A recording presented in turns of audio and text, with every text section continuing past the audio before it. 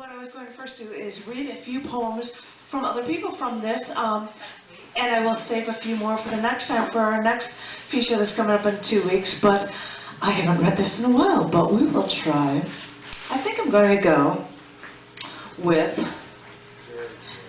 Gerry's here! Hi, Gerry! And he's going to be here to read a little bit later on. Awesome! But the first one I was going to read is from the Poetry After the Apocalypse Date book, and this is a poem by John Gray. I have no idea which magazine it's from, but it's in the Apocalypse Date book. This is called Wet Letter Office. There's a dread to coming home on a rainy day, like today. Letters poking out of the mailbox, soaked to their paper skin. With catalogs, it's a welcome revenge. The books are normally cardboard protected, but it's the personal stuff that I extract so gingerly, pathetically, like ushering homeless waifs in out from the weather. It's not just a case of drying them out on the countertop. Already the ink runs, consonants leak off in all directions, vowels blend into one another or ooze apart, seep into envelopes, seep into envelopes, shred at my fingers. Missives hold their sentences underwater like they're drowning. They're actually drowning kittens. My eyes wade through the mess and don't know if I'm dragging out the drenched corpses of love, cries for help, news of old friends, or please send me more money letters. Even the addresses are blurred to the point where nobody could be able to read them or live at them. All I know is that the correspondence meant for me, surely lucid in its infancy, but now a quagmire of bleeding scrawl, inky nonsense. I sit back in my kitchen chair, surrounded by failed communication. Rain beats its garbled Morse code on my rooftop. What I'll never know is closing in. John Gray. Perfect way to start that with the lovely rain we have today.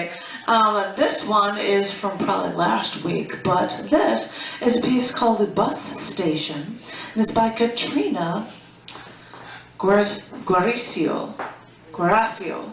Katrina, I apologize. Katrina, this is your poem. This is Bus Station. A little after 10:30, we sit at the bus station, my leg thrown over yours, head rests on shoulder, your arm around me, absently caressing my shoulder as though a lifetime habit. The ice of your eyes bites my lower lip as you tell me where the wild things are, in a cadence so calm it stirs my soul. I'm tired of hiding my insides from my out. I crawl inside you then, build a home along the bones of your rib cage. A bed is out of your cartilage that is marked from the sternum, a pillow for a soft tissue between vertebrae. I fall asleep along the rhythm of your heart. I leave a piece of myself there. A little before 11, you collect yourself and join the crowd surrounding the departing door. Without a second thought, I give you my last cigarette, a kiss for the road, and a handful carefully chosen words. A shared serene convergence before the road drags you away.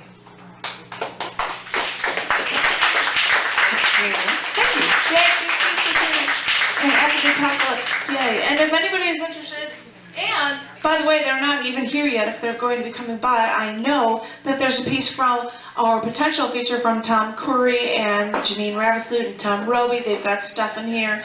And don't forget it. And I just released it today, but I'm going to have to notify all the contributors in it this week. It's very quick. I was going to read one poem. Last time you're going to see this issue from me, this is V119 of Down in the Dirt. This is the September-October issue, the all-mangled roadway.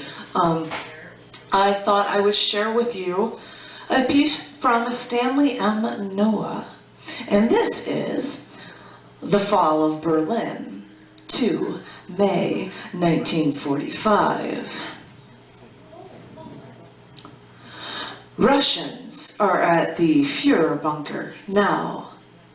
Where is A.H. and his new wife, Ava? In this hour, the dirty work had to be done. Up came the 6 bodies of Goebbels' murdered young children, killed by their parents, Magda and Joseph, placed on the ground, side by side.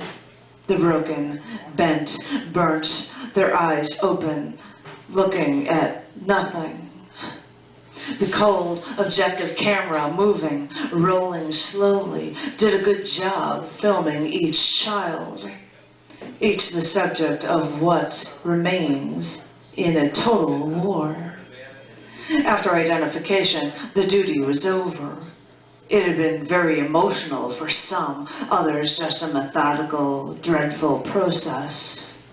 Then the Russians, framed in black and white, turned, lit cigarettes, and disappeared. In long days that followed, there was a cleanup, brick by brick, and shovels. Streetcars and rail came back. Outdoor cafes opened with the smell of coffee and flowers. Retail shops, too, had the latest apparel. Then, all of a sudden, it was 1950. The Fuhrer bunker. Where is it? Yeah, some of the, little movie stuff will let you, but thank you, Stan. And because somebody bought my copies of cc&d magazine, I figure I can show off the cover. This is cc&d, because I don't have the issue with me. The next issue I will be able to show you, I'm going to read 2 from this before I leave it at that. This is a poem by Jessica Pilgreen, and this is called Depp at 6 a.m. An unexpected struggle. His arms stiff and erect, outstretched, as he feebly struggles to remain aloft, casting circular waves outward from the murky center, unable to push himself up against the gravity of death. I dip my spoon in a feeble attempt to snatch him from impending doom, but I only succeed in stirring his frenzy. On the surface, he spasms briefly before turning over into the brown water. Overtaken by it all, he slowly settles to the bottom, like a piece of soot or a rotten leaf. He's an empty shell, but still, I drag him from the depths, and I gently fold him into the whiteness of my napkin before tossing him into the vastness of the garbage can and order another cup of coffee. Thank you, Jessica. Get up and hold this in my hand. Thank you, thank you, thank you. And a very, very short one because it's appropriate, because this is from R.N. Tabor. And this is something I like about the new issues of cc&d. Starting in 2014, they're going to be released through Amazon.com, which means they'll be available for sale in the UK and in Central Europe as well. And when I get poets like R.N. Tabor, who's been around for years with me, he's not going to have to pay an arm and a leg for shipping to have it sent to him. This is a short poem from Mr. Tabor. This is Autumn Leaves. Pavement art at heaven's door, left ajar.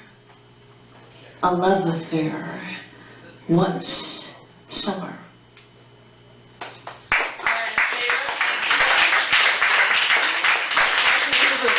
Appropriately. Thank you very much.